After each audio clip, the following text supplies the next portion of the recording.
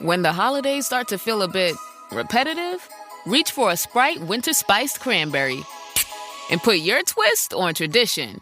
A bold cranberry and winter spice flavor fusion, Sprite Winter Spiced Cranberry is a refreshing way to shake things up this sipping season. And only for a limited time. Sprite. Obey your thirst. So good, so good, so good. New year, new gear. Thousands of fresh active styles are at Nordstrom Rack stores now. Save on top brands like Nike, Puma, and Free People, starting at just $35. How did I not know Rack has Adidas? There's always something new. Plus, join the Nordy Club to shop new arrivals first, unlock exclusive discounts, and more. Great brands, great prices. That's why you Rack. This is Optimal Living Daily. What won't you have?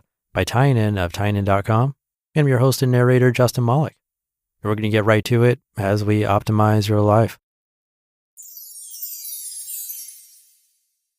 What won't you have?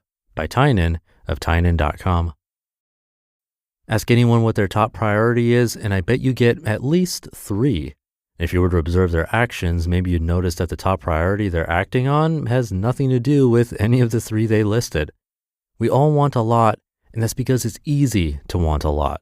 I want happiness, fulfillment, lots of money, great friends, a great relationship, and just about everything else out there. It's easy to want a lot. What does it take for me to add something to my wish list? Nothing. I just added a jetpack, and it took me 2 seconds and felt great. A jetpack, how cool would that be? But in the same way that great design is defined by negative space, our true wants, those that we will work towards, are defined by those things that we give up. If you don't know what you're giving up, or worse, aren't willing to give anything up, then you'll most likely not get those things you want. For example, I've given up a lot of fun. I have a very enjoyable and satisfying life, and I have fun with whatever I'm doing, but I don't have a huge section of fun that most people have. I don't get the buzz and lack of inhibitions associated with alcohol, the high of drugs, the easy entertainment of TV and movies, the gustatory pleasure of unhealthy or fancy food. I like food and TV and would probably love drugs and alcohol, but I've traded them away for better health and more time. I've given up some level of stability in friendships. Today I had tea with my friends Brooke, Lenore, and Jesse, and then I had lunch with Todd. I won't see any of them for 3 months. Last week I hung out with my friend Derek for a few days, and we realized we hadn't seen each other in 6 years. That's a harder trade for me than fun. I'd love to be around these people all the time, and I'm losing genuine benefits by not doing so. But I've traded it to be able to cast a global net for friendships, as well as the other benefits of travel. I'm somewhat minimalistic and have very few things that enables me to have better things on average, or more money. On a macro scale, you could also say that I've given up a lot of stability, as well as chances of good results, and have instead increased my odds of both excellent and terrible results. Given my dating habits and pickiness, it's almost impossible that I'll end up in a ho-hum relationship. Instead, I'll probably either die alone or end up with someone amazing.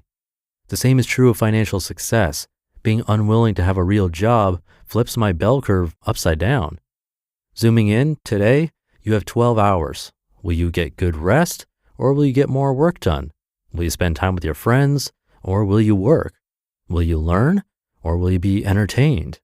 The decision will be made, and it's up to you whether it's deliberate or accidental. Let's say you have choices A, B, C, D, and E, and each one takes 5 resources to get, where a resource is time, money, or focus. If you choose not to do A, B, or C, you will spend 10 resources and get 2 results. If you don't actively decide to eliminate those 3 options, you will spend 1 resource on each. Then maybe B fades out on its own, so you spend another 4 resources to do the other 4. Maybe you do that twice, and then C fades out. Then you spend 3 resources on A, D, and E. Then you've waited too long and can't finish A in time, so you drop it. You spend 2 more resources to finish D and E. You've gotten the same 2 results, but you spent 14 resources getting them. That's a lot less efficient. And of course, this is a very simplified way to look at things, because sometimes there's a benefit in doing things partially, but sometimes it takes more resources per item if you spread yourself too thin. The point is that if you avoid deciding on what you won't have, you will end up spinning your wheels constantly, things will take longer and be harder for you. What won't you have? And not small sacrifices like, oh, I won't eat waffles. Will you sacrifice autonomy and free time for money? What about friendships for travel? Happiness for achievement? Novelty for focus? If you aren't willing to make any of these choices, you're deciding to be inefficient and not maximize your potential. Just because you don't acknowledge it doesn't mean it's not happening. These decisions are hard, but can be made slightly easier by realizing that they're not permanent. I gave up dating for 3 years, but it wasn't that bad because I knew there was a light at the end of the tunnel. I can always go back to eating different things each day like normal people if I get sick of canned fish and Chipotle. Think about what you're willing to give up. It's harder than thinking about what you like to have, but it's also the very mechanism that enables you to have those things. You just listened to the post titled, "What Won't You Have?" by Tynan of Tynan.com, and I'll be right back with my commentary. This message may be shocking to many millennials. If you are one, you might want to sit down. Right now, loads of people are searching the following on Depop: low-rise jeans, halter top, velour tracksuit, puka shell necklace, disc belt. You likely placed these in the dark of your closet in 2004, never to be seen again.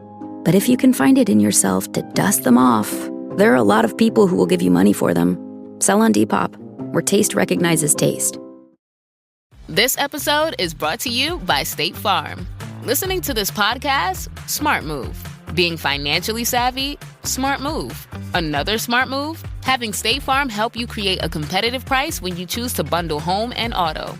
Bundling, just another way to save with the personal price plan. Like a good neighbor, State Farm is there. Prices are based on rating plans that vary by state. Coverage options are selected by the customer. Availability, amount of discounts and savings, and eligibility vary by state.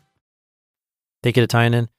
Like he said, it's easy to think of things we want. Most people want plenty of things, but it's probably pretty uncommon to think about what we're willing to give up to actually get them. I don't know why, but the first thing that came to my mind is my wardrobe. I wear pretty much the same thing every day, plain t-shirts in a few different colors. That's my go-to. They're comfortable, they fit well, they last a while, and yet somehow they're less than $10 each. What I'm giving up, though, is a variety in my wardrobe. Fewer colors, pretty much no patterns. But I spend almost zero mental energy deciding what I'm going to wear, and that's worth it to me. That's the trade-off he was talking about. But the question is, if we're making these choices deliberately or just letting them happen sort of automatically. So maybe today, instead of thinking about things we want or want more of, we can think about what we're willing to have less of. Definitely a harder question, but maybe the more important one. And with that, I'll leave it there for today. Appreciate you being here and listening every day. And an extra thank you if you've ever shared this show with someone. That's a huge help to keep me going. Have a great rest of your day, and I'll see you tomorrow, where your optimal life awaits.